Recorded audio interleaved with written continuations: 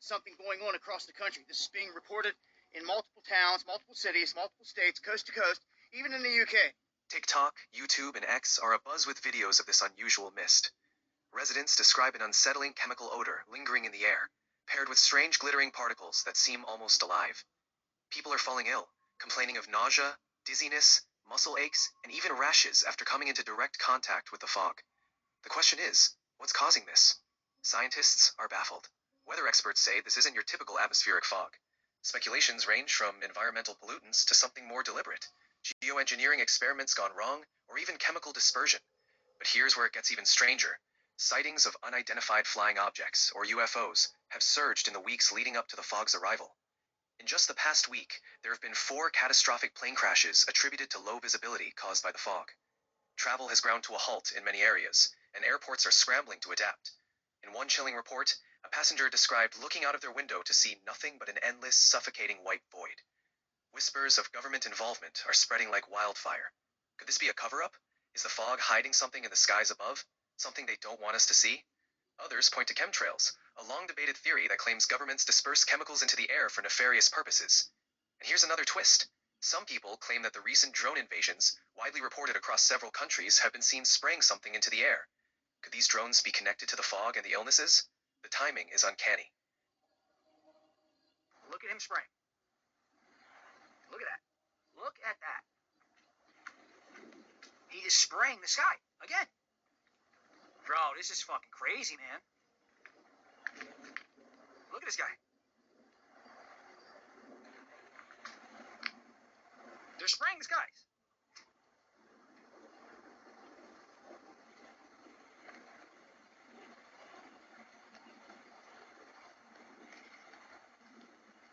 What else noticed since this fog arrived on Christmas Day? You got a sore throat. You started to feel lethargic. You lost your appetite. You felt fluey. You couldn't do anything. Didn't have any energy. Sweat. Couldn't sleep. There's nothing natural about it for me, people.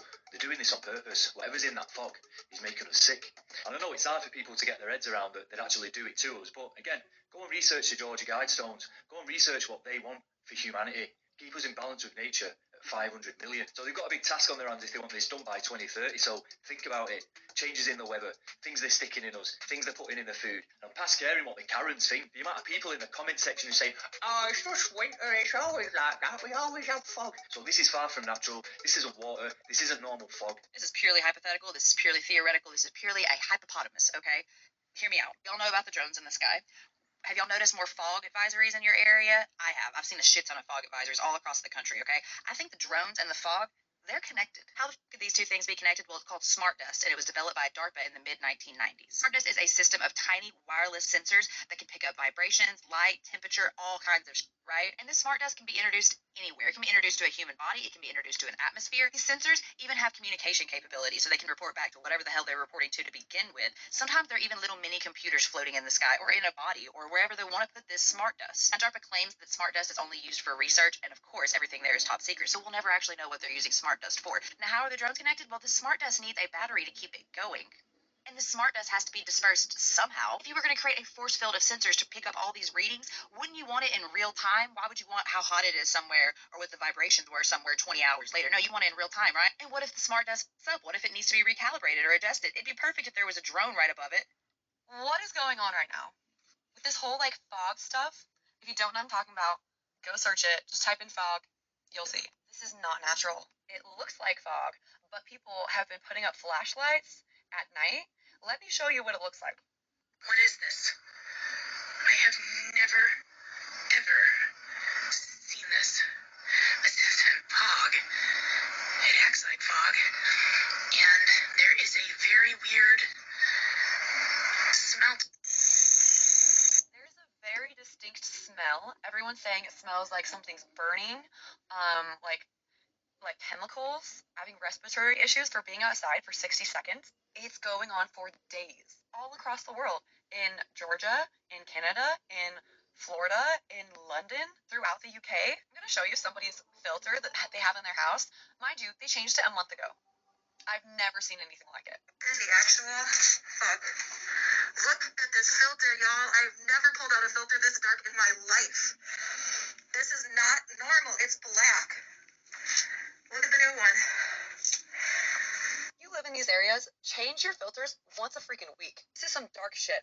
Like, the fact that this requires a gas mask for you to be safe, my heart goes out to all y'all. Like, be safe out there.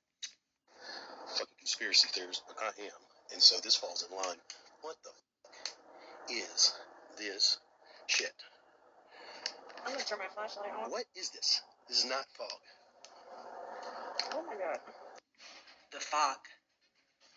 Everybody's talking about it.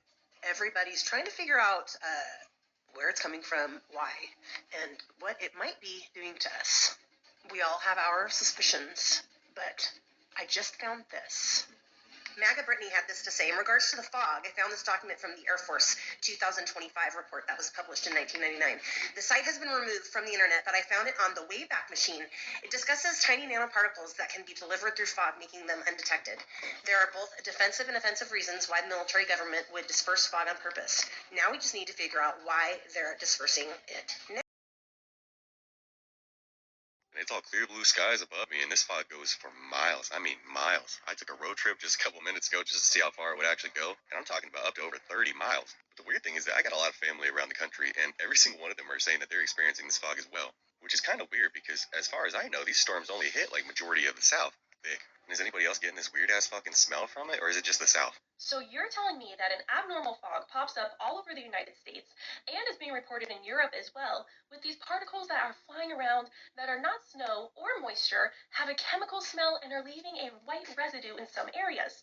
And some people who have been exposed to the fog are falling ill with the same illness of inflamed sinuses, can't sleep, loss of appetite, and people think this is just a normal cold and flu and has nothing to do with this abnormal fog?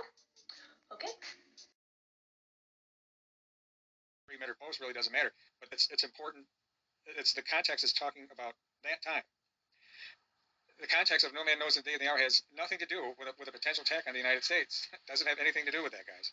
We've already been attacked on our soil, and I think God gives warnings that, especially as the closer we get to his return, he's going to give us warnings that these are things that could potentially happen, and I'm wording it that way purposely, because what was God telling this relative of mine? Was he saying, this is going to happen on this day because I've ordained it to be so? Or was he saying, this is, because God knows all things, this is what they're planning on that day? Pray about it. Pray against it. And my prayer, since I was told that, was just that. Lord, I pray against, that if they're planning on doing something that day, I pray against it. Like I said, already said it, always pray. All weapons formed against the church don't prosper, including if there's something potentially going to happen on the 9th. Now, the first wave is January 9th. What does he mean by first wave? When I was sent the text, it's important to understand God didn't say. He just said the first wave is January 9th. My first thought was in connection with the nukes. But that doesn't mean that that's what it is. When I read the text, I was like, because I used the terminology, and if you listen to the last video I had about the nuke dreams, there was 3 of them. New York City, 6 cities. There was a number 6, I don't know the cities. And then there was another one with multiple cities. And then I said in the video, are these different waves? So that stood out when I read it, but it doesn't mean that that's what it is, because I did use that terminology also with the drones. Or God meant something else altogether. So, guys, I don't set dates on things. You guys know I don't do that. But this relative of mine had a direct statement told to her. She loves the Lord, passionate about him, and believes with all of her heart that the Lord spoke something to her. So what's going to happen that day? I don't know, maybe nothing. Nothing might happen. But could it be, if nothing does happen, could it be because we prayed against it? We prayed against a weapon that the Lord knows, that's being formed against us. At some point, guys, these things are going to happen, though. Be it on the 9th, where things kick off, or some other time. I don't know. That's the truth, guys. I don't know if something's going to happen. So why present it then? It was important enough on my heart to tell you guys to pray about this, to pray about it. Again, it's not a date for the rapture. It's not a date for the second coming of Christ. It's not a date for the tribulation time to kick off. It was something specific to the United States, the first wave of something that could potentially happen on the 9th. And it wasn't my dream. It's not mine. It's not my wife's. It's a female relative of mine who loves the Lord. In fact, I was there to witness her conversion years ago. One of the greatest things I'd ever witnessed. She genuinely, repentant, cried out to the Lord and asked for her soul to be saved. It was amazing. You feel the presence of the Lord that day. Just an amazing thing to be a part of and witness. So, guys, I'm gonna close it there and keep this a short video.